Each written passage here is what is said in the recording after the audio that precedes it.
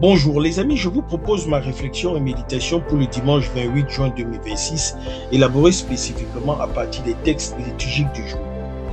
Dimanche 28 juin 2026, 13e dimanche du temps ordinaire, année A. Première lecture, celui qui s'arrête chez nous est un saint homme de Dieu. 2 Rois 4, 8, 11, 14, 16a. Psaume 88, 89, 2, 3, 16, 17, 18, 19. Ton amour, Seigneur, sans fin, je le chante. Deuxième lecture, unis par le baptême à la mort et à la résurrection du Christ. Romains 6, 3, 4, 8, 11. L'évangile du jour, celui qui ne prend pas sa croix n'est pas digne de moi. Qui vous accueille m'accueille. Matthieu 10, 37 à 42.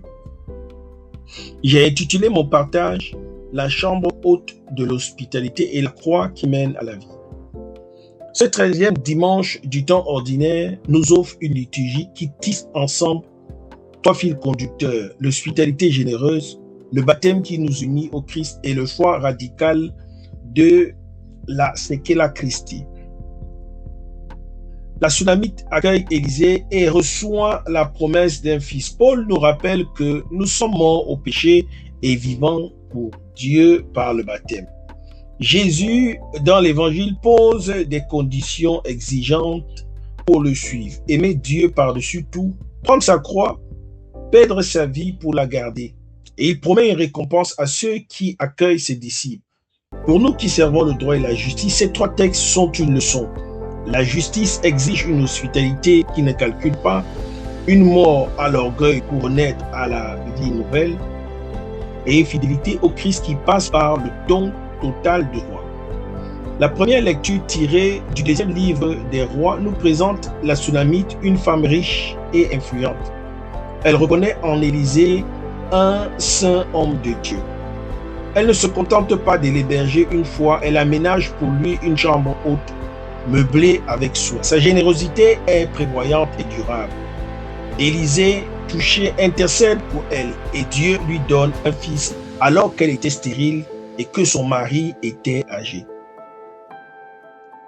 L'accueil du prophète a changé son destin. Pour nous, professionnels du droit, cette femme est un modèle. Elle sait reconnaître la présence de Dieu dans celui qui passe. Elle lui offre un lieu, non pas un symptôme, mais un espace de repos et de vie. Dans nos métiers, nous croisons des Élysées, des personnes qui portent la parole de justice, des prophètes de vérité. Savons-nous leur préparer une chambre, leur offrir un espace d'écoute, de temps, de gratuité? L'hospitalité de la Sunamite n'est pas un calcul, elle est un don. Et ce don lui est rendu au centuple. La deuxième lecture de Paul aux Romains nous plonge dans le mystère du baptême. Nous tous, qui par le baptême avons été unis au Christ, c'est à sa mort que nous avons été unis par le baptême. Le baptême n'est pas un simple rite, il est une mort au péché et une résurrection à une vie nouvelle. Si donc, par le baptême, qui nous unit à sa mort, nous avons été mis au tombeau avec lui, c'est pour que nous menions une vie nouvelle. Le chrétien ne vit plus pour lui-même, mais pour Dieu. Pour nous, cette parole est une libération. Dans nos métiers, nous sommes souvent prisonniers de nos échecs, de nos orgueils, de nos calculs. Le baptême nous rappelle que nous sommes morts à tout cela. Nous sommes des hommes et des femmes nouveaux. Notre justice ne doit plus être une justice de vengeance ou de calcul, mais une justice de vie nouvelle, une justice qui vient de la résurrection.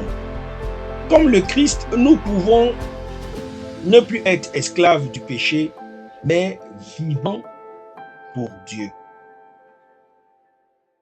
L'évangile de Matthieu nous met face à l'exigence radicale du disciple. Jésus dit, « Celui qui aime son père ou sa mère plus que moi n'est pas digne de moi. Celui qui ne prend pas sa croix et ne me suit pas n'est pas digne de moi. Qui a trouvé sa vie la perdra, qui a perdu sa vie à cause de moi la gardera. » Ces paroles sont dures. Elles ne signifient pas qu'il faut haïr sa famille, mais que l'attachement au Christ doit être absolu. La croix n'est pas une malédiction, mais le chemin de la vie. Perdre sa vie, c'est renoncer à l'orgueil, à l'égoïsme, à la soif de puissance pour trouver la véritable vie en Dieu. Pour nous, professionnels du droit, cette parole est un choix de chaque jour. Sommes-nous prêts à tout quitter pour suivre le Christ, notre famille, notre réputation, notre carrière? La croix que nous portons, c'est parfois la décision impopulaire, la défense de l'innocent, le refus de la corruption. C'est la perte de notre vie sociale ou professionnelle pour la vie éternelle. Mais Jésus ajoute une parole d'espérance. Qui vous accueille, m'accueille, et qui m'accueille, accueille celui qui m'a envoyé. L'accueil des disciples, c'est l'accueil du Christ lui-même. Un simple verre d'eau donné à un petit en sa qualité de disciple ne perdra pas sa récompense. La Sunamite a accueilli Élisée, elle a reçu la récompense. Nous accueillons-nous les prophètes de la justice, offrons-nous un verre d'eau à ceux qui ont soif de justice. Le psaume 88 chante l'amour fidèle de Dieu. L'amour du Seigneur sans fin, je le chante, ta fidélité, je l'annonce âge en âge. La fidélité de Dieu est le fondement de notre espérance. Puissions-nous, en ce dimanche, imiter la Sunamite. Ouvrir notre maison, notre cœur, notre temps au prophète de Dieu. Puissions-nous, par le baptême, mourir au péché et vivre pour Dieu.